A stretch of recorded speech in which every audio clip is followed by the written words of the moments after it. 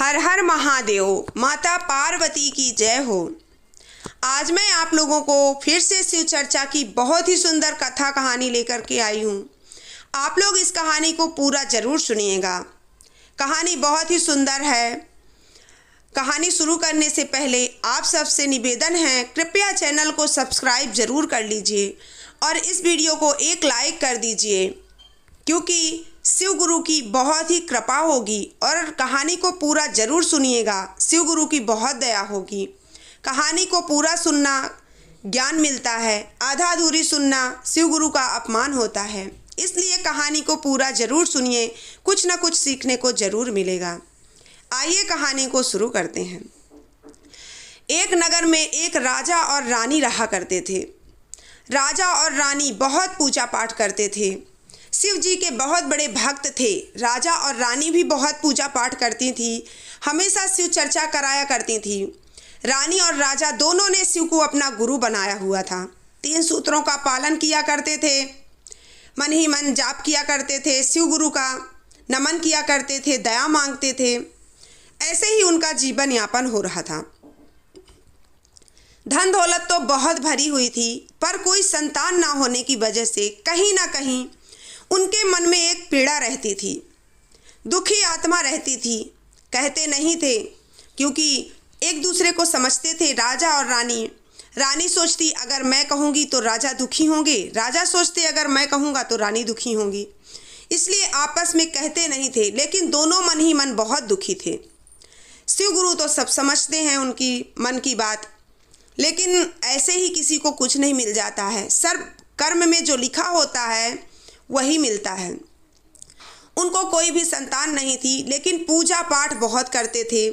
राजा क्या करते थे, गंगा जी में जाकर के स्नान करते थे, और वहीं एक कदम का पेड़ था, उसी के नीचे छांव में बैठ करके वहीं आराम से शिव गुरु का मनन किया करते थे। वो सोचते थे हमारे औलाद नहीं है तो क्या हुआ, हम अपने कर्म से पीछे नहीं हटेंगे, हम अपना कर्म करेंगे, फल तो भगवान देगा ही। कर्म करना चाहिए, कर्म करना हमारा धर्म है। वो शिव गुरु का बहुत ही नमन किया करते थे, पूजा पाठ किया करते थे, फिर इसके बाद गंगा स्नान करके घर आ जाया करते थे। ऐसे ही उनका जीवन निरंतर चल रहा था। एक दिन की बात थी कि रानी को माँ बनने का सौभाग्य प्राप्त हुआ। रानी माँ बनने वाली थी। राजा बहुत खुश थे। पूरे नगर के लोगों को इकट्ठा करके उन्होंने शिव चर्चा का आयोजन रखा कि हमारी रानी माँ बनने वाली हैं। सारे गांव में धूमधाम से शिव चर्चा हुआ। राजा के नगर में जो शिव चर्चा हुआ, पूरे दूर दूर के गांव तक के लोग इकट्ठा हुए उसमें, और बहुत ही ऐसी शिव चर्चा थी कि देखते बनती थी। ऐसी शिव चर्चा कभी नहीं हुई होगी। शिव चर्चा हो गई, राजा बहुत खुश थे, रानी भी बहुत खुश थी। पूजा पाठ में तो लगे ही रहते थे। धीरे धीरे महीने, 2 महीने, 3 महीने ऐसे करके बीतते जा रहे थे, और राजा रानी की खुशी का अंत नहीं था। लेकिन आश्चर्य की बात तो ये थी कि जैसे ही 8वां महीना लगता है, रानी की अचानक से तबीयत बिगड़ जाती है। राजा को बहुत ज़्यादा दुख होता है और परेशानी होती है, चिंता होती है कि ये क्या हो गया अचानक हमारी रानी को। बहुत वैद्य को दिखाया, बहुत जगह ले लेकर भटके, लेकिन कोई आराम नहीं मिला। और 15 ही दिन में अचानक से रानी की मौत हो गई। जब रानी की मौत हो गई तो राजा बहुत दुखी हुए। राजा को डबल दुख हुआ कि एक तो रानी का मरने का दुख, और दूसरे रानी की कोख में जो औलाद थी वो भी रानी की कोख में ही मर गई। ये सोचकर राजा बहुत दुखी हुए, बहुत रोते रहे।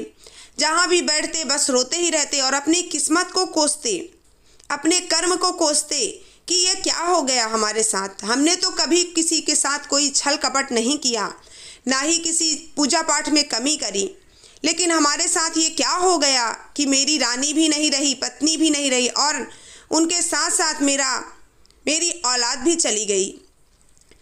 सब ने मिल करके रानी की बहुत ही सुंदर अर्थी सजाई हुई थी, लेकिन राजा मन ही मन विचलित हो रहे थे। राजा ने निश्चय किया कि रानी की पेट में मेरा बच्चा है, मैं इसको ऐसे ही नहीं अग्नि में जला सकता हूँ। इसलिए राजा ने मन ही मन विचार किया कि इनका मैं इनको मैं दफन करूँगा, ज़मीन में दफना दूँगा। ज़मीन में गाड़ने के लिए राजा लेकर के अपनी रानी को चल दिए सब प्रजा के साथ, और उसी गंगा के किनारे जो कदम का पेड़ था उसी के नीचे उन्होंने गड्ढा खुदवाया और उसी में रानी को दफना दिया। रानी को उसी में गाड़ करके राजा चले आए घर, और राजा निरंतर वहाँ पे स्नान करने जाते और उसी कदम के पेड़ के पास बैठे रहते और मन ही मन सोचते कि ऐसे कौन से कर्म, ऐसे कौन से पाप मैंने किए जिसकी सज़ा मुझे मिल रही है। रानी कितनी खुश थी, उनको औलाद होने वाली थी, वो माँ बनने वाली थी, उनकी खुशी का कोई ठिकाना नहीं था। यही सोच सोच कर राजा रोए जा रहे थे। राजा का एक एक आंसू शिव गुरु को बर्दाश्त नहीं हो रहा था। शिव गुरु सोच रहे थे कि ये मेरा बहुत बड़ा भक्त है, इनकी परीक्षा इसी टाइम है कि सुख में तो ठीक ही था, आज दुखी है तो आज उन्होंने मुझे कोसा नहीं कि मेरी वजह से ऐसा हुआ। आज वो अपनी किस्मत को कोस रहे हैं राजा। आज बेचारा इतना दुखी है फिर भी मेरी पूजा करना नहीं छोड़ रहा। राजा के पास बचा ही क्या था, धन दौलत तो साथ जानी नहीं है, रानी का साथ था वो था नहीं, फिर भी वो शिव गुरु को अपना गुरु बनाना नहीं छोड़ा, उनका मनन करना नहीं छोड़ा। अब धीरे धीरे करके 1 महीने बीत गए।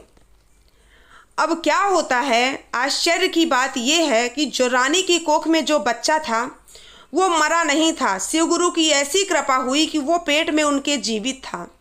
और जैसे ही 9 महीने बीते, शिव और पार्वती कैलाश पर्वत से भ्रमण करने के लिए पृथ्वी लोक पर पहुँचे। पार्वती और शिव भेष बदल करके आए, गंगा में स्नान करके वही कदम के पेड़ के पास माता पार्वती ने कहा यहीं बैठते हैं, थोड़ी देर आराम करते हैं फिर आगे बढ़ते हैं।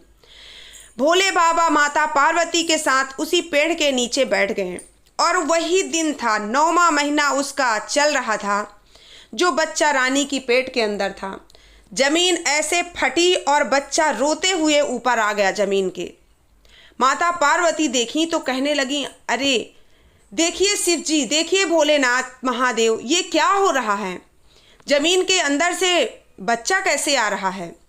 भोले बाबा देखते हैं और भोले बाबा तो सब कुछ समझते हैं, क्योंकि शिव गुरु से कुछ छिपा नहीं होता है, उन्हें सब ज्ञात होता है।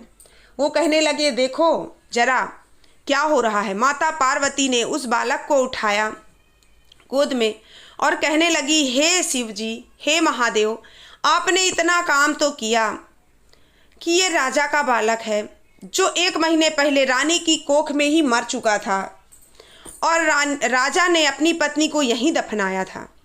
ये उन्हीं का बच्चा है। अब एक दया और कर दीजिए महादेव। महादेव ने कहा, क्या? पार्वती माता ने कहा, बच्चा तो है, मैं पाल लूँगी, लेकिन उसकी माँ का होना बहुत ज़रूरी है।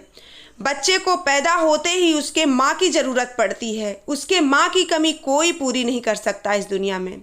इसलिए आप कृपा करके इसकी माँ को भी जीवित करिए, अन्यथा ये अनाथ कहाया जाएगा। इसको लोग अनाथ कहेंगे कि बिना माँ का बच्चा है, और घोर आप इस पे लगेगा, घोर लांछन लगेगा कि बच्चा पेट में आया और इसकी माँ का निधन हो गया। इसलिए अगर आपने इसको भेजा है तो इसके माथे से ये कलंक भी हटाइए कि ये बेचारा पापी है, इसकी पैदा होते ही इसकी माँ स्वर्गवास हो गई। इतना सुनते ही शिव जी अपना कमंडल से जल निकालते हैं और उसी ज़मीन पे छींटे मारते हैं। वैसे ही उसकी माँ भी जिंदा होके वापस आ जाती है। माँ गोद में अपने बच्चे को लेकर बहुत खुश होती है और कहती है, हे शिव गुरु, हे गुरु, आप मुझे अपने मेरे पति से मिलवाइए। मुझे नहीं पता वो कहाँ है और मैं कहाँ हूँ, मुझे कुछ नहीं समझ में आ रहा है, मुझे मेरा पति चाहिए। शिव जी ने कहा, एक काम करो, तुम्हें तुम्हारा पति खुद ही ढूंढ लेगा, बस तुम इस कदम के पेड़ के नीचे ही बैठी रहना अपने पुत्र को लेकर के। इससे यहाँ वहाँ नहीं जाना, ना ही इधर उधर भटकना, तुम्हारा पति स्वयं चल करके तुम्हारे पास आ जाएगा। वो सुन करके वहीं बैठ जाती है और शिव गुरु अपनी पत्नी माता पार्वती के साथ आगे चलने लगते हैं। चलते चलते उन्हें राजा मिलते हैं, जो राजा हमेशा स्नान करने उसी नदी में जाया करते थे और उसी कदम के पेड़ के नीचे बैठा करते थे। जैसे ही शिव जी को उन्होंने देखा, प्रणाम किया, उन्होंने कहा, एक काम करो, जाओ, तुम्हारी पत्नी तुम्हारा इंतजार कर रही है। राजा तो बहुत दुखी थे, कहने लगे, ये क्या आप मुझसे मजाक कर रहे हैं? मेरी पत्नी को स्वर्गवास हुए 1 महीने से ज़्यादा हो गया, 1.5 महीने करीब हो गए, अब मेरी पत्नी कहाँ पे है? शिव गुरु कहने लगे, जाओ उसी कदम के पेड़ के नीचे जहाँ तुमने अपनी पत्नी और बच्चे को दफनाया था, वहीं तुम्हारी पत्नी अपने बच्चे के साथ तुम्हारा इंतजार कर रही है, जाओ राजन जाओ। इतना कहते ही माता पार्वती और शिव जी अंतर्ध्यान हो गए। राजा आगे बढ़ते जल्दी जल्दी कदम बढ़ाते चले गए। जैसे ही कदम के पेड़ के नीचे पहुँचे, अपनी पत्नी और बच्चे को देखकर फूले नहीं समाये।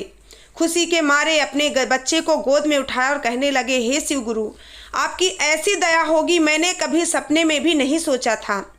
आपने मेरे बच्चे और मेरी पत्नी को जीवित रखा, मैं आपका आभारी रहूँगा गुरु। आपसे दिन रात आपकी सेवा करूँगा, आपकी पूजा पाठ करूँगा। आपने मेरी पत्नी को जीवित रखा। और अपनी पत्नी और बच्चे को लेकर के राजा साहब अपने राजमहल में आ गए। सब देख देख कर हैरान रह गए कि 1.5 महीने पहले इन्हीं रानी का इन्होंने वहाँ पर दफन कराया था, इनकी रानी का अंतिम संस्कार करवाया था। और आज आश्चर्य की बात है कि रानी और रानी का बेटा दोनों जिंदा हैं। सबको बताया राजा ने कि क्या क्या हुआ। रानी ने भी बताया, सब आश्चर्य में थे और सब शिव गुरु को प्रणाम करने लगे। और जिसने भी शिव को गुरु नहीं बनाया था, सब ने शिव को गुरु बनाया। फिर से राजा ने शिव की बहुत बड़ी चर्चा रखी, दूर दूर के गांव के लोगों को बुलाया, बहुत ही धूमधाम से शिव चर्चा कराई। हे शिव गुरु, जैसे आपने राजा की रानी की जान बचाई, उनको औलाद दी, उनको सुख दिया, उनके दुख काटे, कष्ट काटे, वैसे ही हे शिव गुरु, जो भी इस दुनिया में दुखी हैं, जिनकी कोख सूनी है, उनकी कोख हरी भरी करना महादेव। हे शिव गुरु, सबकी रक्षा करना, सब पे दया बरसाना। ये थी मेरी आज की कहानी। उम्मीद करती हूँ आपको ये कहानी अच्छी लगी होगी। अच्छी लगी होगी तो चैनल को सब्सक्राइब करिएगा और वीडियो को एक लाइक ज़रूर से ज़रूर करिएगा। कहानी कैसी लगी कमेंट में हर हर महादेव लिखकर ज़रूर बताइए। हर हर महादेव। माता पार्वती की जय हो।